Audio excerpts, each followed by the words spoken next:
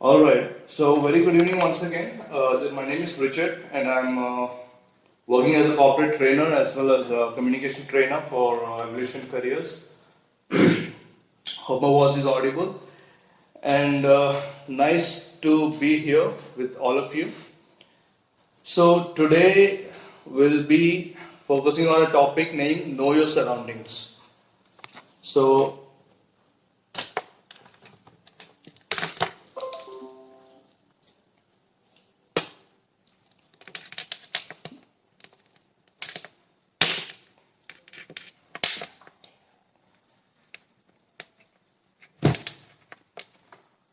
okay, like I said, so today's topic is Know Your Surroundings. The topic might be a bit confusing or might be a little subtle to everyone, but the wonderful aspects of this is like how aware we are to the extent of today's modern world as well as today's modern problems and how good we are in managing all those modern problems and how much awareness do we have being a young adult as a grown-up people.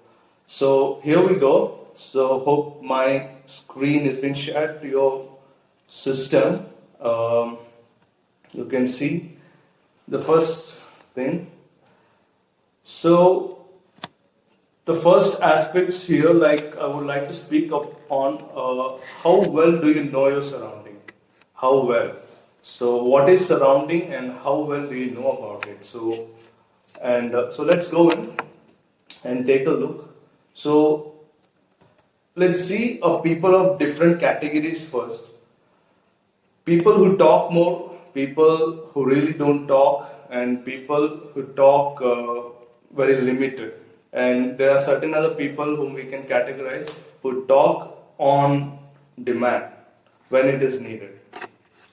So the science have classified all these people as different under different classifications, like introvert, extrovert, or ambivert. So ambivert are combinations of introvert as well as extroverts. So the aspects here is like if you're always talking and can't really hear what other people are saying, and similarly, if you are always thinking, you can never really see the world around you. Like if you keep on thinking what is around you, not around you, like in a dream world, what we call as a dream world. If you're really deep and swimming in your dream world, you cannot see the real world around you. The reason is because you're so involved in that world of yours, world of your own thought, world of your own comfort zone, what you call. The more you think, the more time you spend in the mental world as opposed to the real world. Because the thing is, if you're not exposing yourself to the real world and you're getting trapped into your own comfort zone, so it's hard for anyone, whether it's a male or a female, it's hard for them to come out of that fantasy to the real world because all right, so let's get back. So the thing is, when people get caught in their own fantasy world, it's hard for them to come out of it, or once they come out of it, it's better because they have to face the real world, because there's a difference between a fantasy and the real. And the mental world is made up of their own concepts, labels, and expectations, which a grown human or a grown man or woman they don't have it. Like if you see any grown people, any grown personality, so they talk when it is needed, they listen a lot every time, and when there is a counterpart, they do it as per the time and as per the place, according to time and place. So when a person who has his own mental status, a concept built, and his own expectations around his own comfort zone cannot come out. So, the surrounding of yours first, what you are, where you are, and what was the purpose that you are under that concept and under that expectations and under all your fantasy world. What is there for you? So you have to analyze first that. And when we stop seeing the real world, we only see the concepts. So when we don't want to see, we might see few peoples who just say, I had my own experience who just say like why there are beggars in India and why there are a lot of orphanages in this area or in this place or at this point of time. So that is a kind of concept, what they want, what they have within themselves. When they stop seeing the real world and they label themselves, and as well as they all have their own expectations. So once that yoke is broke, then the facing of that real world becomes a little bit difficulty for those personalities, those kind of peoples. So the same thing when it comes to mistaken or misunderstanding of money is equal to wealth, or labeling things and people, because we say few people like nowadays we have this trending called never judge a person by their, never judge a book, right? So the people are getting aware nowadays, like due to a lot of other sources. So people, they mismatch between a money and a wealth. Wealth is different and money which is different. A wealth, I'll just make you more easier. Like money is needed for your personal, to satisfy your personal needs and wants. That's it. A wealth belongs to individual status. A wealth doesn't mean that a person is a rich or a poor. A wealth doesn't mean that a person has a wonderful social status. A wealth doesn't mean that a person holding millions of dollars in his bank account. No, it doesn't mean that. And money doesn't mean wealth. Wealth defines a lot of things. Wealth defines your character. Wealth defines your personality. Wealth defines how good you are in socializing with people around you. Wealth defines how good you are in treating others. Wealth defines how good your education is. Wealth defines how good that education reflects in the society. That's all this wealth is all about. In order to get this wealth, we need a required portion of money. That's it. You want to go to school, you need a money. You have to go to college, you have to pay the fees, you need money. You want to go abroad, you need money. But now we circulate around the money, not around the wealth. The problem is we are entangled between money and wealth. That's the biggest, saddest part here. So money is required to reach destinations, to reach that particular point of part of your life where you have to get the ultimate satisfaction. That's why you can just now calculate among yourself, like money is required, fine. So what is my ultimate satisfaction? Okay, I go to a shop, I buy a milk, I pay 20 rupees for half a liter milk, and then I come home, I don't get satisfaction. Once I boil the milk, I make a tea or a coffee or boost or all this out of it. The final output that I sip from my cup, that gives me the ultimate satisfaction. That's where the wealth plays for an individual, and the money is a different chapter. Money is different. So, when you are on a deserted island, for example, there is a difference between here. What I mean to say, when you are being caught in a deserted island alone, you're staying alone. For example, like you might have seen the movie called Pi. A boy caught up in a boat, looking for nowhere, caught nowhere in the water, and now he has to somehow survive himself. So if you give him at that situation $1 billion of money, it's totally a useless thing. It's totally useless thing what you do. But the boy really needs the food, shelter, or something to eat, something to survive. What he is in a true wealth. The true wealth that he needs is a food or a shelter or a proper way that he can find some island and get down from that boat. So what is that we are running behind, and how well we are aware of the wealth that we need. We need as an individual what we need. When it comes to a family, what a family needs. So you have to differentiate. You should have this analysis of discerning between an individual's wealth and a family's wealth.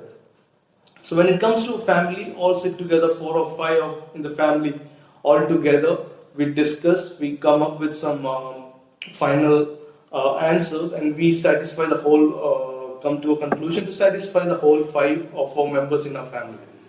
So when it comes to an individual, he's different. When it comes to a family, he's different. That's different.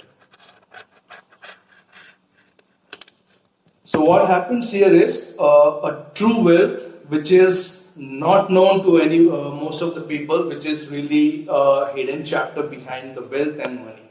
So I hope you're clear with this right now. So I'll just go to the next one. So to become more aware of your surrounding, you need to drop all the concepts and labels and expectations. And finally, you have to learn to see the things, because when you're caught up in a fantasy world, it's hard to come out of it. Once you come out of it, the real world is going to be a little tough to get used to it, but still, a person can learn things with a newfound curiosity. Because look at a baby, for example, infant baby. A baby crawls and then it sits, and finally it stands, and then it starts to walk. And finally, when baby starts walking, it doesn't keep on walking. It starts running here and then. It falls down, takes a moon, and it learns things. And same time, when you see a baby, when the milk teeth comes out, you give anything to that particular baby at that time, it chews first. It takes it to the mouth, it chews, it takes a bite. It's because it's not that we are saying that this is the habit of all these small babies, but the real thing is it's a curiosity of the baby, because it cannot talk at that moment, it cannot say a word, it has no way to convey or converse with the parents or any other person in front of him or her. The thing is, it takes the thing, it takes a bite in the mouth, it chews, and then the curiosity to know things. That's how what it is. Like, we all have gone through that. I've gone through it, you have gone through it, everyone has gone through all those stages. And we all know certain things, what is good and what is bad from that point of time. So the baby news, it's hard to chew, it cannot be chewed, it cannot be digested. It clicks in its mind, and then it puts down to check whether it breaks down or what. So once it doesn't break, then it starts playing with that. So he knows that's a toy. So when a mother feeds a baby, it takes a bite of a small rice or something, or a boiled potatoes, what's been given to the baby. It chews first. It chews, and finally it knows the taste. The baby can realize the taste, and it goes to the next feeding. So that's how this learning is all about. So all I want to say is, like, the people who come out of this, when people come out of this, So they have to learn to see new things, and the curiosity among them that makes them to move a step forward, that makes them to learn new things, to see things from different dimensions, from different angles, and understand far better than anyone. And do remember one thing: we are living not in the universe, like we are not in this universe, we are the universe. We create the universe. We create good, we create bad. Every responsibilities, awareness, everything surrounds us. We create, we label it. When we can label a person, when we can label something, when we can expect on some certain aspects, then we are the universe. So what we do comes back to us, and that's what it is like. What you sow, what you reap. So I go to the next slide. So the next slide, what I want to talk about is, why do you have to worry? People worry a lot. They keep on worrying. I'm failed in this subject. I have no hope of further development. I have no hope of further. I don't see any scope in my future. My future is being shattered down. My future is done. I'm done with this life. I have this suicidal thought in my mind. I'm going psych. I'm going to a psychologist. I have this problem. I have that problem. Remember one thing: everyone has their own trials and temptations that they have to go through it, because that's the path they have to go at that time to learn something out of it, which becomes a reason, which becomes a common reason again, uh, which people say that I am suffering at this moment, I am really suffering at this moment, I'm not able to solve this problem. The real thing is, you are stuck at that point because you are just thinking, you are just trapped into that particular circle. So the result is, you can overcome. You can overcome. When you can overcome, because the problems, those trials, those temptations, those all those hindrances that has been put forward to you is just to overcome. When you cannot overcome, those things doesn't come in your way. Remember that. That doesn't come in your way until and unless you have that potential to overcome all those struggles.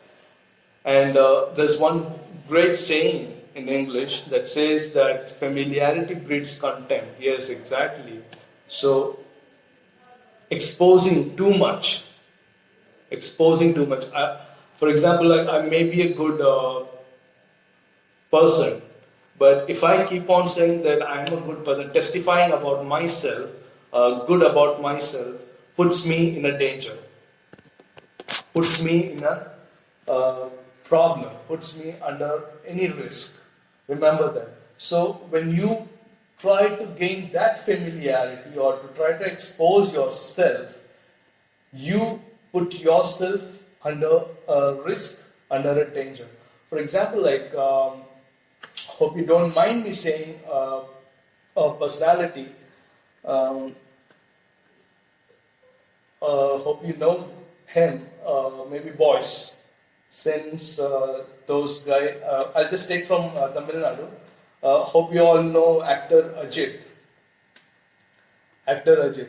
So he's the guy who follows this, who doesn't expose himself much outside.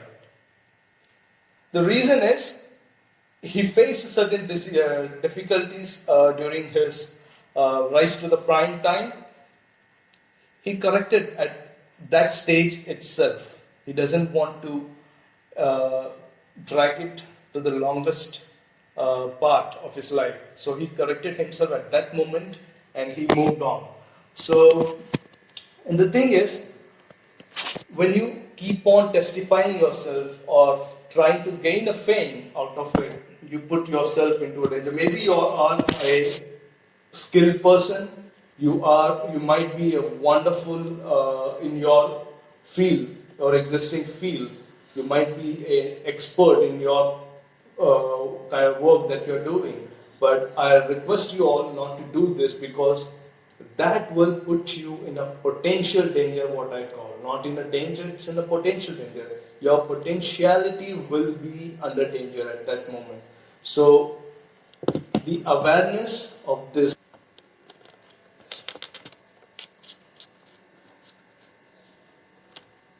Sorry for a pause, it was a technical issue again. I'm sorry for that. Let's get back. So this is one time where you have to be around your surrounding, you have to be aware of it. So whatever I'm saying right now, just on your left hand, keep this word called surrounding, and on your right hand, keep this word called awareness. So now whatever points that comes, whatever points that you hear, match it with this and try to connect with these two words so that you can understand the whole picture completely. So now the question might come from people, so people raise the questions like, how do I protect myself? When you know there is a no zone here, when the signboard says not to go here, we won't do it. But once we break that and step into it, we face the danger. I'll give you the whole picture of this. Who puts that no zone within us? And who says no? It puts me in a problem, puts me under any risk. Remember that. So when you try to gain that familiarity or to try to expose yourself, you put yourself under a risk, under a danger. For example, hope you don't mind me saying a personality. Um, hope you know him, maybe Boyce. Since those guys, I'll just take from Tamil Nadu. Hope you all know actor Ajit. So he's the guy who follows this, who doesn't expose himself much outside. The reason is he faced certain difficulties during his rise to the prime time. He corrected at that stage itself. He doesn't want to drag it to the longest part of his life. So he corrected himself at that moment and he moved on. So, and the thing is, when you keep on testifying yourself or trying to gain a fame out of it, you put yourself into a danger. Maybe you are a skilled person, you might be a wonderful in your field, your existing field. You might be an expert in your kind of work that you're doing. But I request you all not to do this because that will put you in a potential danger, what I call. Not in a danger, it's in a potential danger. Your potentiality will be under danger at that moment. So the awareness of this.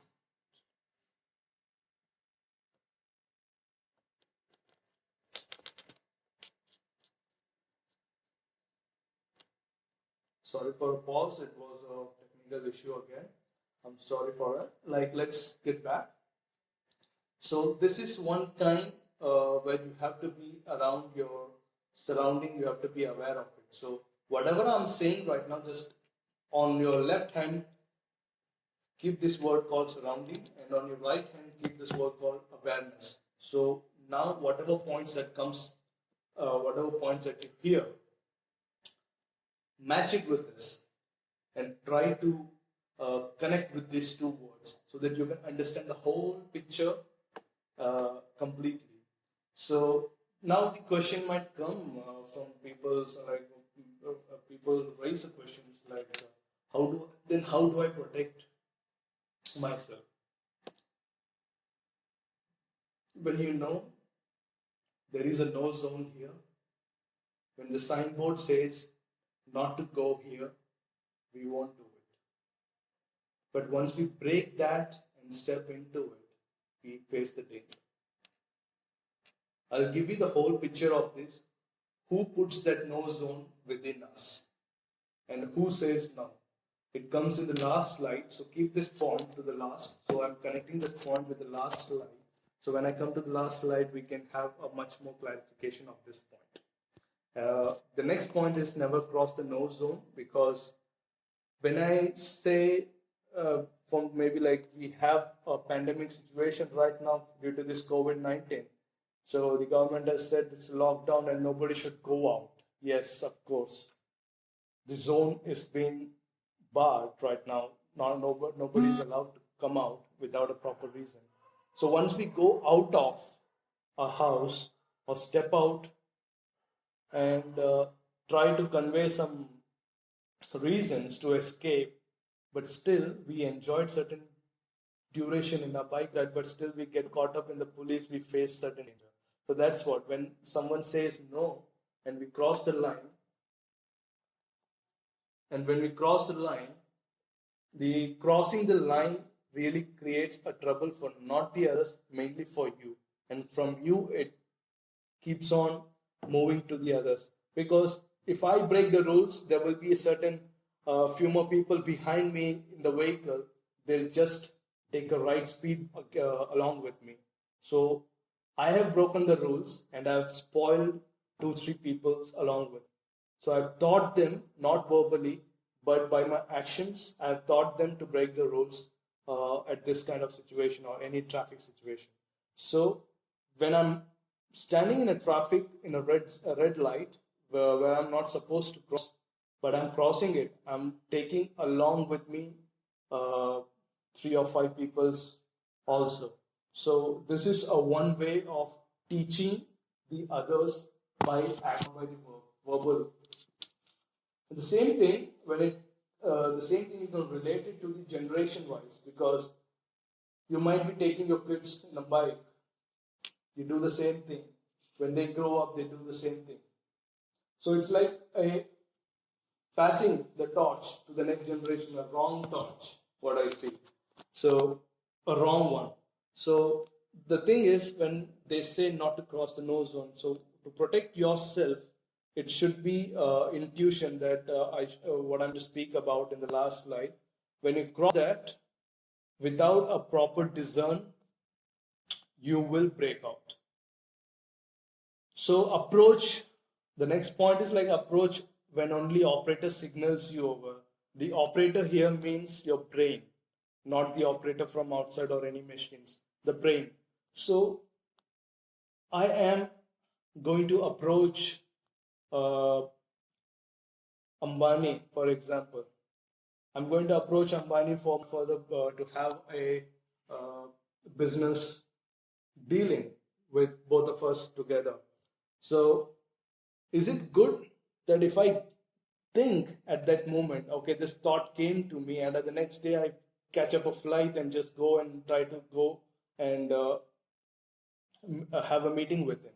And if he's not available, and try to curse him like I came long way and this guy's not available. No, that approach is wrong.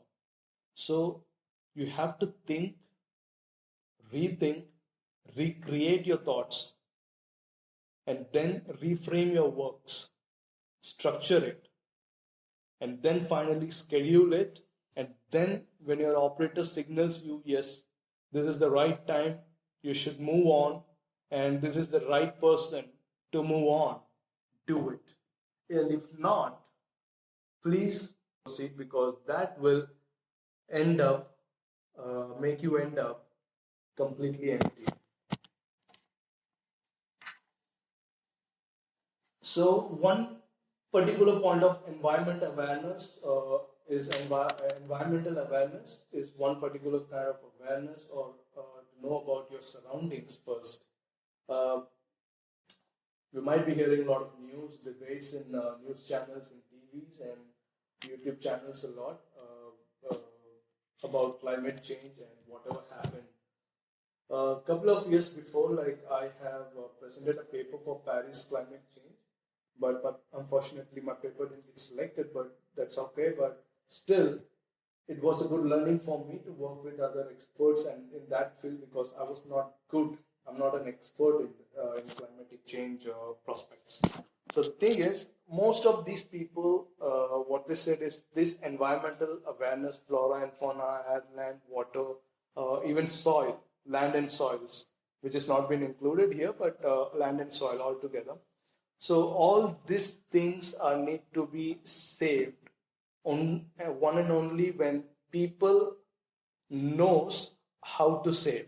And one person among them, he classified people in three different categories. There are people who have no idea about land, water, air, anything. For example, like it's an example.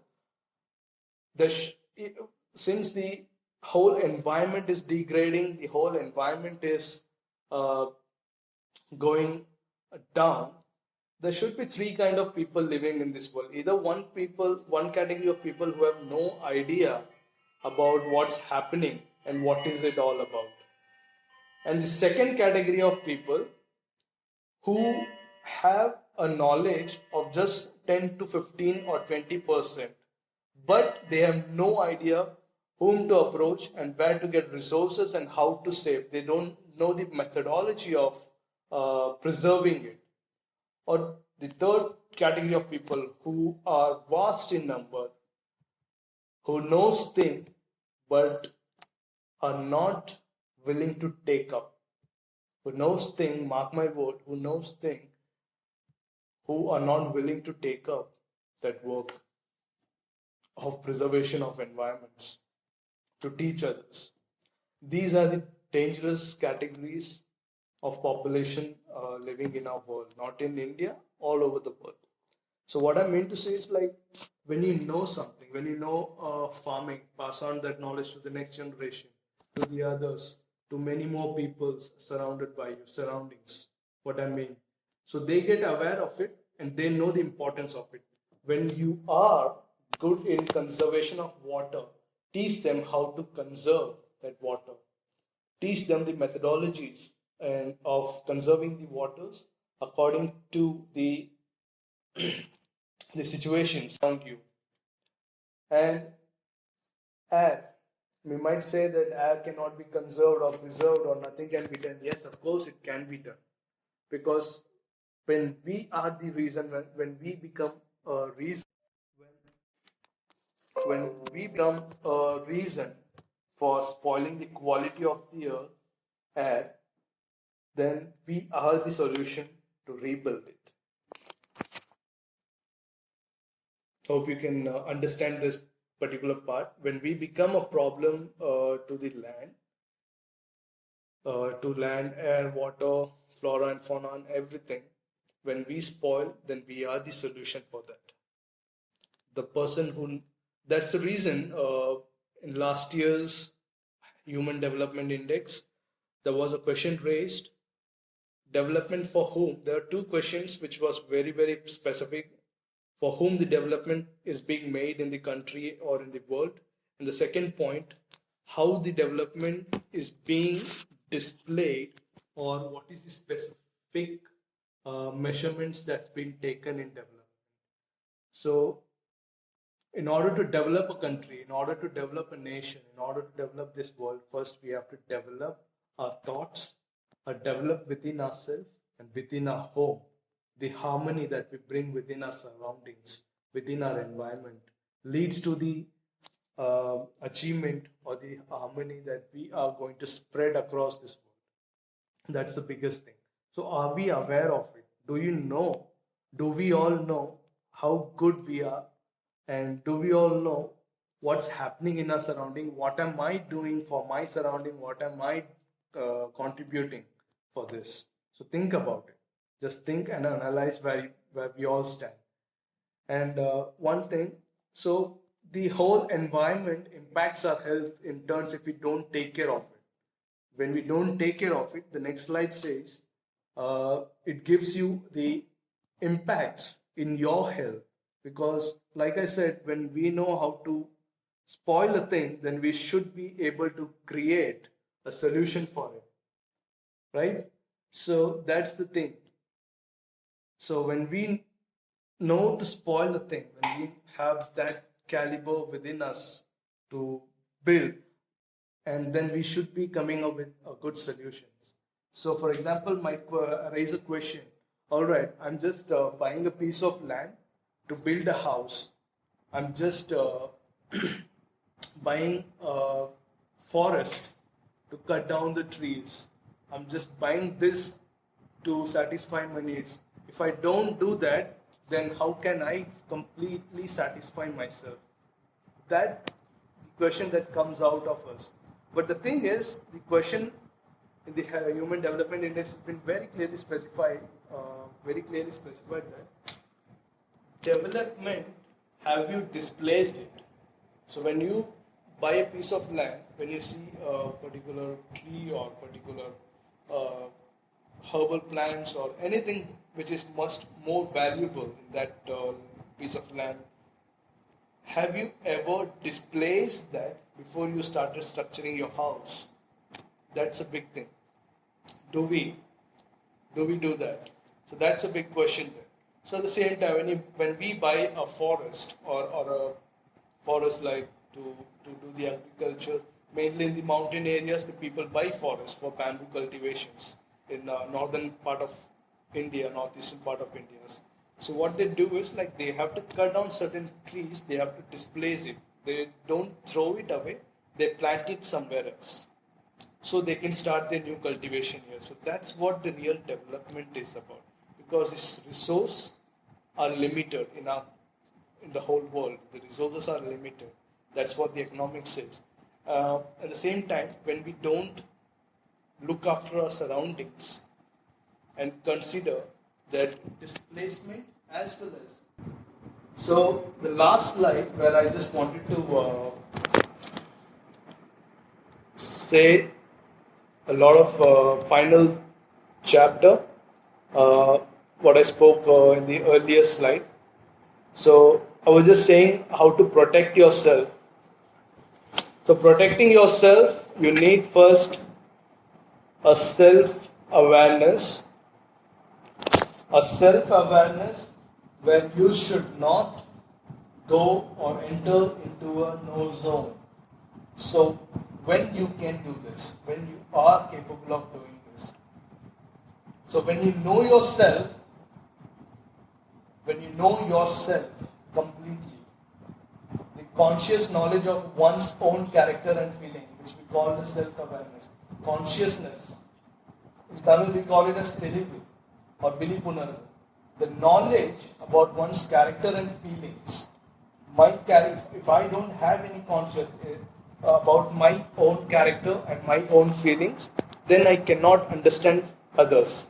So the first part of the quote says, he that would govern others must first master himself.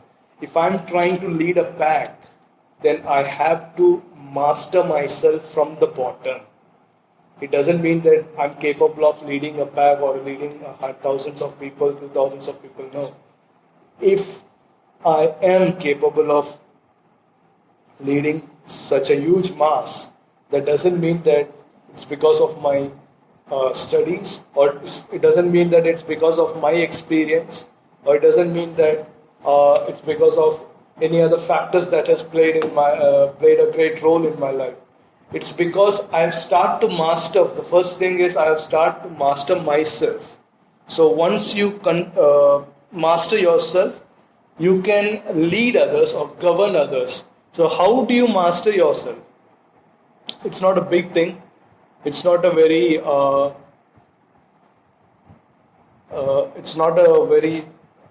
contemporary thing or very tough job.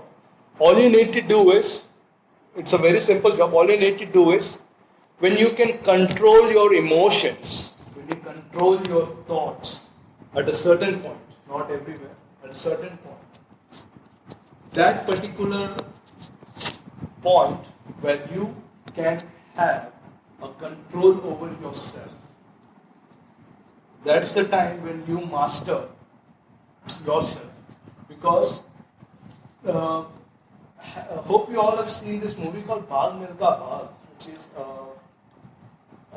Mr. Milkha Singh's movie, who's a very much great athlete for track and field. in 1960s. So there's one dialogue in the movie which I like to just say here. The thing is, if you want to win the Pakistani guy is the opponent for him in a 400-meter track. So when you want to win that race, you have to win within your mind. Win yourself within your mind. You have to win yourself. I'm repeating this again and again so that you understand the core meaning of this word. You have to win yourself within your mind, within yourself. Win within yourself. How we can win within ourselves? It's a very easy thing. You know your game, you know your field of work, you know how strong you are, and how good you are in the field that you're going to work or what you're doing at that point of time, whatever job you're doing, right? So when you know your own strength, a confidence builds. Make sure it stops with the confident, but it doesn't cross the confident and reach the pride. I humbly request each and every one of you who's listening here, considering as one of my all of my kith and kins, I just request this from my side. Have that confidence within you, but don't cross that confidence and reach the state of pride. Then you will be coming down, or you will be shouted down or thrown down at any point of time, which I cannot take the guarantee. So the thing is, the real essence of that dialogue, that word is, if you want to win certain thing, you should know what your strength is and also your weakness. If you're able to convert your weakness into strength, then you can first master yourself. That's where I was coming. If you can convert your negative into a positive aspects, how? Because there's no one going to come to convert it. Remember one thing, this whole world is not full of sunshines and rainbows. It's a very mean and nasty place. You have to be very careful at each and every single step that you are moving further.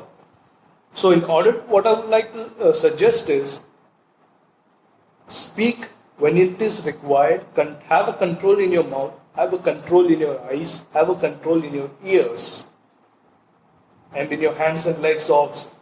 If you have this control over you, then you master yourself. That's where next your consciousness, your vilipunarvu, that comes in. So if you're consciously consciousness of knowledge of one's own character and feeling. If I know my good side as well as my bad side. So, and my feelings, depending upon various different situations, I know it. So, if I cannot control my feelings, for example, at certain times, I cannot master myself. I cannot overcome my own problems by myself. என்னோட சொந்த பிரச்சனையை நானே கடந்து வர்றதுக்கு என்னால முடியாம போயிடும். That's what I mean. So I have to search for others.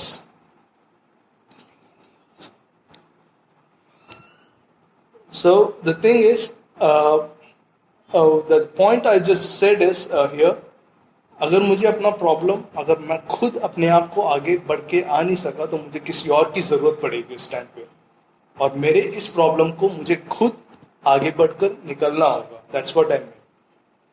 So now let's come to the final chapter of our session today, which is completely called intuition. So all this awareness, you have this in your, so I just asked you to keep surrounding in your left hand and awareness on your right hand. Now you can just jot down all the points from the beginning till here, and now you have to compare with this. So at the end you can ask questions regarding this. I'll give you a frank one, so don't mistake. So the last point is like intuitions. So we all have gone through this. We all have these intuitions. Okay, combine all these three letters like UFO, unidentified flying objects. Yes, of course. I'm not bringing any science here inside. So this intuition is the same way. It's like an unidentified objects that comes from within. You cannot see it, you just only can feel it. That's it.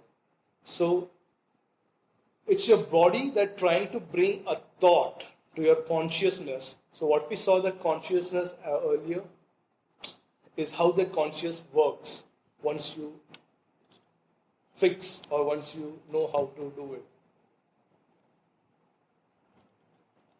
So your consciousness, but is unable to break through from the subconscious just yet. Might be everyone remembers certain memorable days or bad or good or bad days from your very childhood at the age of 4 or 5, but you still have that in your mind because it's all in your subconscious memory. You can remember it anytime. You don't need a photograph for that. If you want to close your eyes and just go back to your old young days, you can just go down and just live a life there and come back. That's what the power of a subconscious mind is. And the prior memory of some related unknown thoughts and experience. There is no editing of thinking at this stage actually. The more scenarios you think, the better. So the intuition gives, the first point is in intuition, you understand that something, point of understanding, you understand that something is wrong here. So intuition is where you point out that something which is classified in 3 different categories like understanding, feeling and observing. So the first point, like understanding, which is where you understand, okay, I'm not